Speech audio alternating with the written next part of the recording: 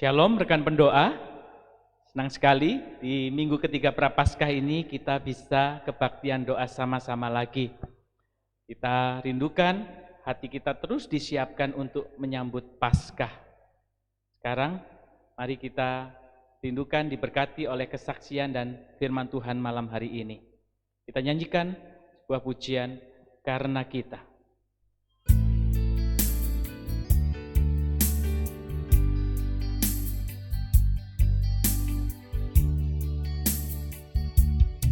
Waktu kecil kita merindukan Natal, hadiah yang indah dan menawan.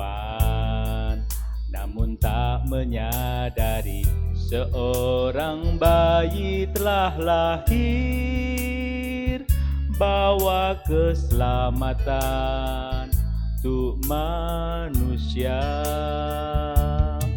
Waktu pun berlalu dan kita pun tahu anugerah yang besar dari Bapa yang relakan anaknya disiksa dan disalibkan di Bukit Kalvari karena kasih. Karena kita Dia menderita, karena kita Dia disalibkan, agar dunia yang hilang diselamatkan dari hukuman kekal. Karena kita Dia menderita, karena kita Dia disalibkan, agar dunia yang hilang diselamatkan dari hukuman kekal.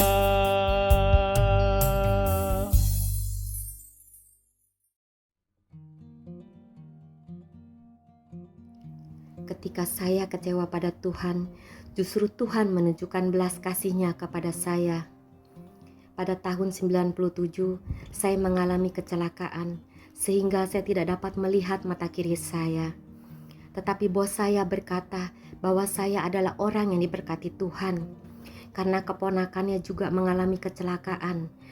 Matanya tertusuk wiper pada saat mencuci mobil, sehingga harus mengganti bola matanya dengan bola mata palsu. Pada saat itu juga saya bersyukur pada Tuhan, saya tidak mengalami seperti itu. Saya juga mempunyai kekhawatiran tentang pekerjaan saya. Apakah perusahaan tetap mempekerjakan saya? Karena setelah saya operasi, saya harus beristirahat selama 1 bulan. Tetapi Tuhan menjawab kekhawatiran saya. Gaji saya tetap ditransfer, bonus-bonus saya diberikan, mobil inventaris saya juga diganti dengan yang baru. Bukan itu saja Tuhan memberikan berkat, biaya operasi saya pun ditanggung oleh perusahaan. Saya sangat bersyukur Tuhan selalu memberkati saya. Ketika operasi saya yang ketiga, begitu banyak jahitan yang ada di mata saya, dari biji mata, sudut kiri dan sudut kanan, sehingga pada saat saya berkedip saya harus menangis dan mengeluarkan air mata, mengeluarkan darah karena bergesekan antara kelopak dengan jahitan. Saya berdoa, saya menangis pada Tuhan. Saya tidak tahan, sakit sekali luar biasa yang saya rasakan. Tetapi ketika saya memandang foto Yesus yang tersalib, saya melihat Tuhan begitu terluka. Tuhan begitu berdarah-darah dari atas kepala hingga kakinya. Sehingga saya merasakan kesakitan saya ditemani oleh Tuhan Yesus.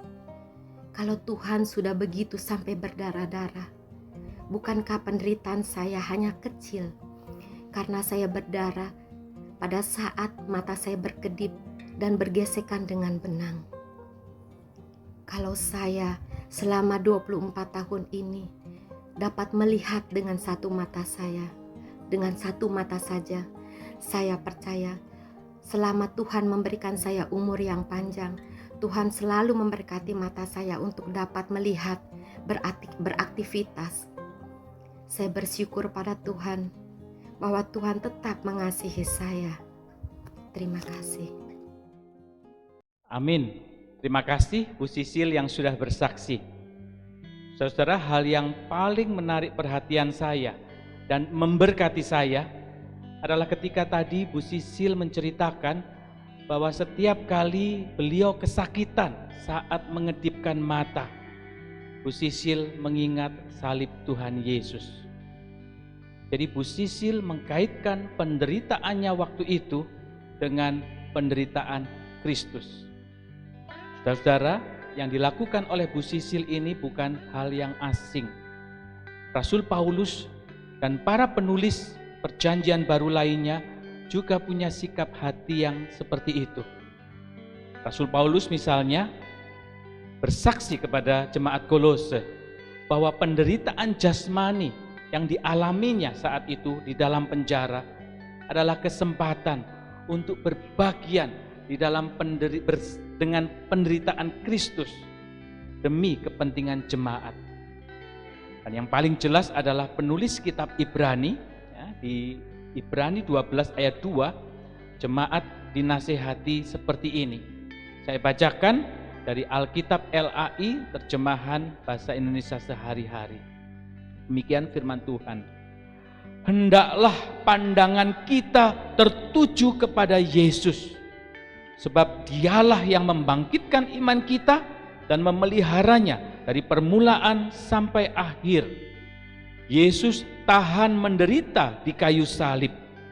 Ia tidak peduli bahwa mati di kayu salib itu adalah suatu hal yang memalukan. Ia hanya ingat akan kegembiraan yang akan dirasakannya kemudian. Sekarang ia duduk di sebelah kanan tahta Allah dan memerintah bersama dengan Dia.